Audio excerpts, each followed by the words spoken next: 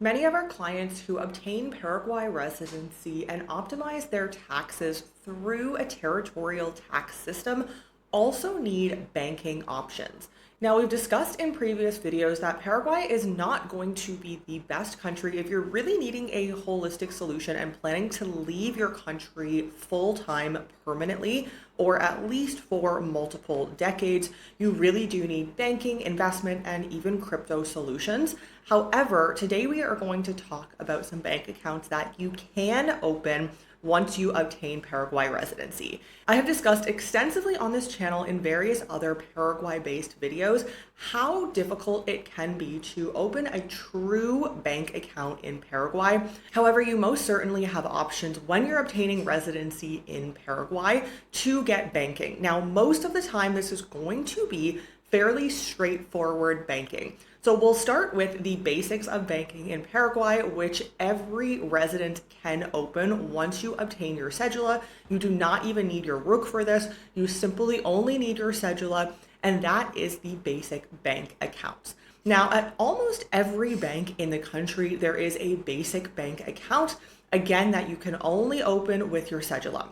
Now, I have personally experienced many of these bank accounts being opened abroad. However, there have been a few of these accounts where I've only been able to open the basic bank account when I'm physically in Paraguay, as I am right now.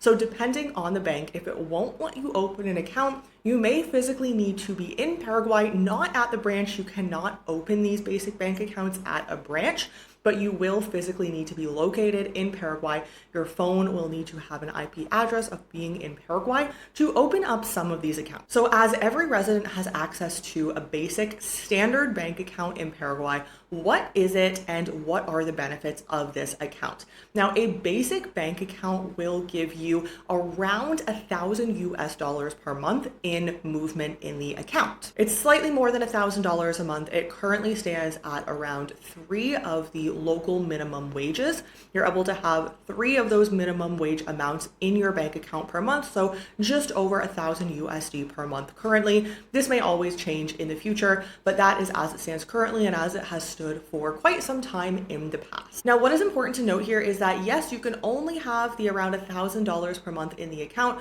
around 8 million guaranis in local currency in that account. However, that is the total monthly movement that you can have in the account. So if your account balance starts at 2 million guaranis in the beginning of the month, then you have already used your capacity for 2 of those 8 million guaranis. So this is a very standard bank account. It's not going to be something that you're going to transfer your life savings or your investments, of course, into.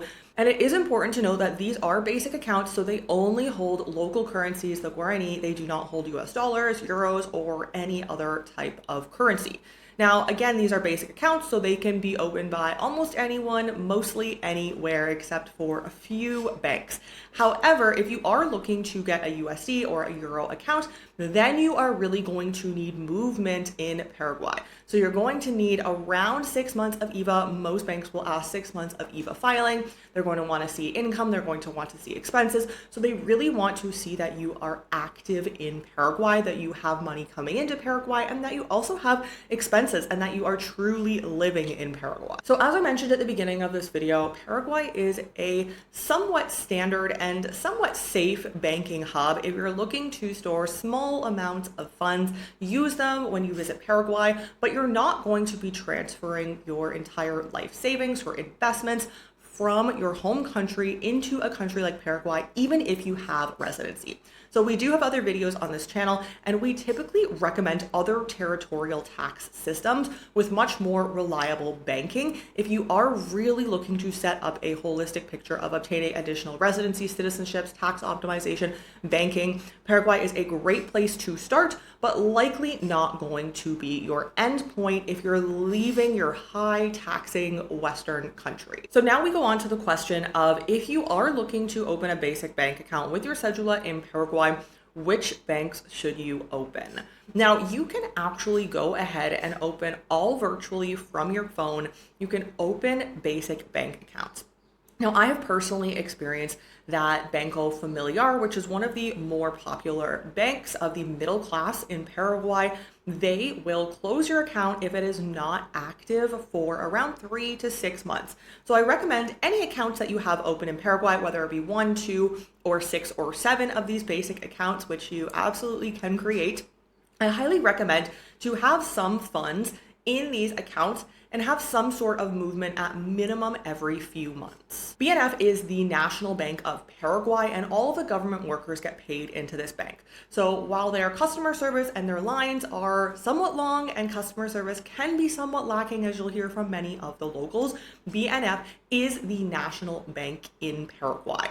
However, this is not a basic account that you can open online. So if you are looking to have a basic account and it is the same limits as all other bank standard accounts, you will need to be present in the branch to open those accounts. There is paperwork, there is documentation that you need to complete when you are opening a BNF bank account, a basic bank account. All of the other banks in the country, as of right now, you can simply open those basic bank accounts online. So BNF, while it is a beneficial bank to have, it is the country's national bank, it will be somewhat more difficult for you to go open. You will have to wait in line, fill out the paperwork, and then you will have access to your bank account. Now, a nice perk is that all of these banks have apps. I will say there are quite a few of these banks where the apps are very glitchy. A lot of the time you'll have to call customer service or reach out to them on WhatsApp. All of these banks have a WhatsApp channel that are fairly responsive, I will say. You may have to reach out to them in Spanish in order to help in the process because some of these apps are quite glitchy. Another nice benefit that I have previously shared a few months ago when it came live in Paraguay is that Apple Pay is now available in Paraguay. Now, if you have a foreign card and you have Apple Pay with that foreign card, let's say a Wise or Mercury card, then you have always had access to use this card via Apple Pay in Paraguay. Most, if not all, of the vendors, not street vendors, but otherwise most vendors, supermarkets, shops, stores here in Paraguay, they will accept card with tap. Therefore, you can use Apple Pay with a foreign card. However, as of a few months back, some of the banks now have Apple Pay. So currently those banks are Itau, Continental, and Ueno, which are 3 of the larger banks here in Paraguay. So these banks, even with the basic account, they all do have Apple Pay. Now, Continental, you don't necessarily automatically get a card with your bank account, but with Ueno, with Itau, and with various other basic bank accounts, you do get a card. So the banks that do now have Apple Pay, then you have access to Apple Pay. And yes, Google Pay has been available for much longer in Paraguay than Apple Pay has been. If you have any questions regarding a tax diversification strategy, or how you can get your residence started today, reach out to us or book a consult below to get your tax optimization strategy underway, and we'll see you in the next video.